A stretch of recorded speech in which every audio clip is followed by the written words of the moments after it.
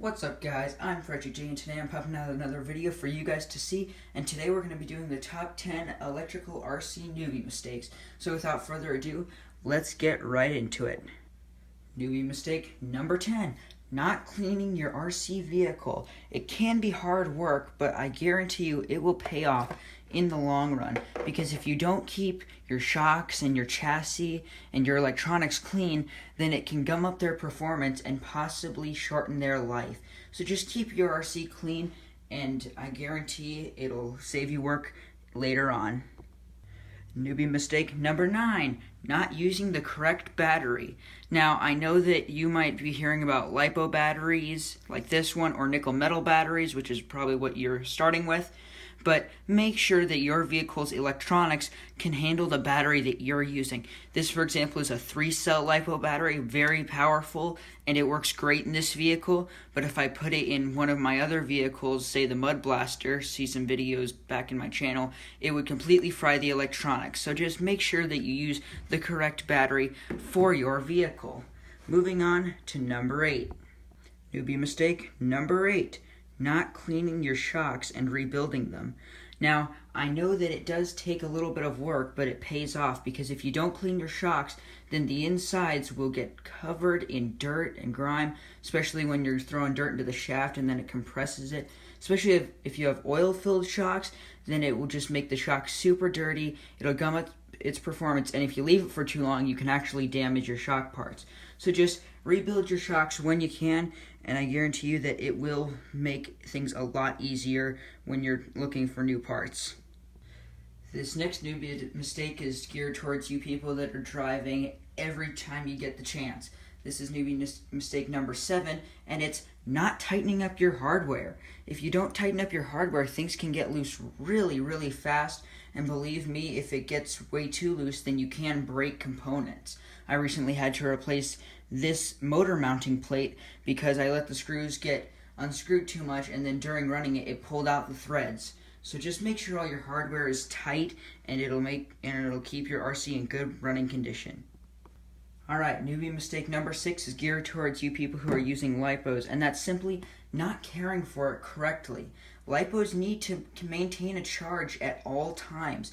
If you have a smart charger for your Lipo, then make sure that after you're done running for the day, just to set it to storage mode and let that charge to storage, and then you can store it safely. If you drain it all the way down and not put it in storage, then your Lipo's life will be quickly shortened. So just make sure that it's in storage whenever you're not using it.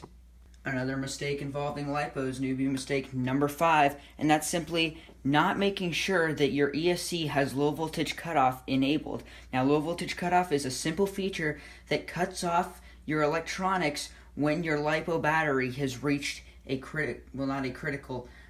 low voltage, because you do not want your Lipo to get to 0 voltage. That will make it unusable, and you will probably never be able to recover that Lipo.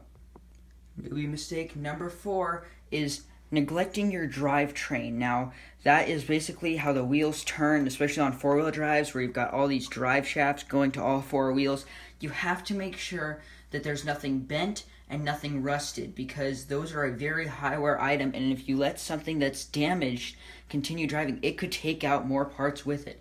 So just every once in a while, take apart your drivetrain, make sure that it's in good working condition, oil it or grease it if you have to, put it back together, and you should be alright. Newbie mistake number 3 is not using the correct tools for the job. Now, I know that your stock RC ready to run probably came with a couple tools just to get you started. That's great, but what if it didn't come with tools that you needed? Say you needed to adjust your turnbuckles. This tool would be a lot easier to adjust them than, say, an adjustable wrench that you might have in your dad's garage or something like that. Just get the right tools for the job, and it'll make your life a lot easier down the line. Another good example, shock pliers. Don't try to use regular pliers, because that will damage the bore of the shock. Use proper shock pliers like these ones by Techno. Alright, we're almost done. We're down to newbie mistake number 2, and that's getting unnecessary upgrades.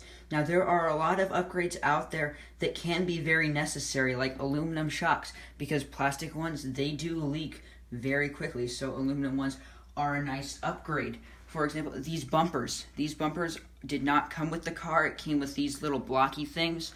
Bumpers are a very good upgrade to have. They will protect your vehicle.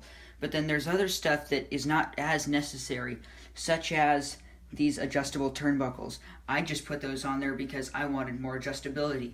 For your RTR vehicle, I don't think that's much of a necessary upgrade. Aluminum chassis, if you're really getting into some extreme bashing, then that might be something to consider. But just be sparing with your upgrades and make sure that you only get them if they're absolutely necessary or if you have a good need for them. Alright, and the final newbie mistake, which I'm sure a lot of you guys are wondering right now, what could it be? And it's probably the most obvious one, and it's don't get the wrong car. I know that this 1/10 scale racing short course truck kit looks really cool, but it's not really that good for beginners. So I would recommend waiting until you've gotten a little bit better at the hobby, or if you're just starting, get something a little bit basic. If you get something stock like this Low C Tenacity T, this is highly upgraded, but if you get the stock version, that's a great one to try just to get to know your vehicle. I would also recommend the Traxxas / vehicles, all the Traxxas two-wheel drive vehicles. They're great for beginners, so I'd say try one of those for your first RC. Alright guys, that's it for today. I hope you enjoyed the video. If you did, please hit that like button, subscribe, smash that bell button so that you're notified, and just leave a comment in the section below for what videos you want to see next. That's all for today, folks. Have a good day. Bye.